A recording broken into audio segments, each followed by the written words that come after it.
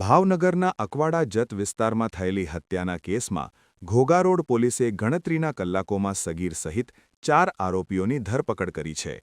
આ ઘટનામાં દિનેશભાઈ હરભીમભાઈ ચૌહાણ નામના યુવકની છરીના ઘા ઝીકી હત્યા કરવામાં આવી હતી, જેને લઈ પોલીસે ગણતરીની કલાકોમાં ઝડપી લઈ ઘટના સ્થળે લઈ જઈ રિકન્સ્ટ્રક્શન કરવામાં આવ્યું હતું. બનાવની વિગત મુજબ ફરિયાદી દિલીપભાઈ ડાભીના મામા દિનેશભાઈ ચૌહાણના મિત્ર નિતેશભાઈ ચુડાસમાની દીકરી સાથે અકવાડાના અલ્પેશ ધીરાભાઈ સોલંકી સોશિયલ મીડિયા દ્વારા વાતચીત કરતો હતો. આ બાબતે ઠપકો આપવા માટે ગત 10 જાન્યુઆરી 2026ના રોજ 11:15 વાગ્યા આસપાસ દિલીપભાઈ, તેમના મામા દિનેશભાઈ, નિતેશભાઈ, અમિતભાઈ અને કલ્પેશભાઈ અલ્પેશ સોલંકીના ઘરે ગયા હતા. ત્યાં અલ્પેશ ધીરાભાઈ સોલંકી અને તેનો ભાઈ રાહુલ ધીરાભાઈ સોલંકી સાથે બોલાચાલી અને ઝઘડો થયો હતો. આ ઝઘડામાં રાહુલના મિત્રો સુરેશ ભીમાભાઈ સોલંકી અને એક સગીર પણ જોડાઈ ગયા હતા.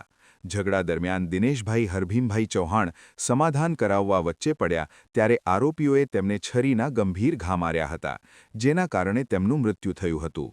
આ ઘટના અંગે ફરિયાદીએ ઘોઘા રોડ પોલીસ સ્ટેશનમાં ગુનો નોંધાવ્યો હતો.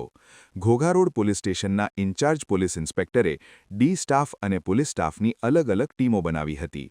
ટેકનિકલ અને હ્યુમન સોર્સની મદદથી આરોપીઓની ઓળખ કરીને તેમના રહેણાંક મકાનો અને આસપાસના ખાર વિસ્તારમાં કોમ્બિંગ કરવામાં આવ્યું હતું.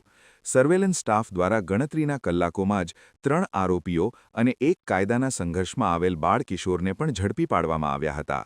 પકડાયેલા આરોપીઓમાં રાહુલ ધીરુભાઈ લાલજીભાઈ સોલંકી ઉંમર 26, અલ્પેશ ભીમાભાઈ લવજીભાઈ સોલંકી ઉંમર 19 અને સુરેશ ભીમાભાઈ લવજીભાઈ સોલંકી ઉંમર 24નો સમાવેશ થાય છે. આ ત્રણેય અકવાડા જત વિસ્તાર ભાવનગરના રહેવાસી છે. ઉપરાંત કાયદાના સંઘર્ષમાં આવેલ એક બાળકિશોરને પણ ઝડપી પાડવામાં આવ્યો છે.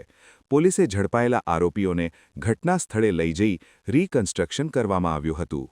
રિપોર્ટર ફિરોઝ મલિક, ભાવનગર.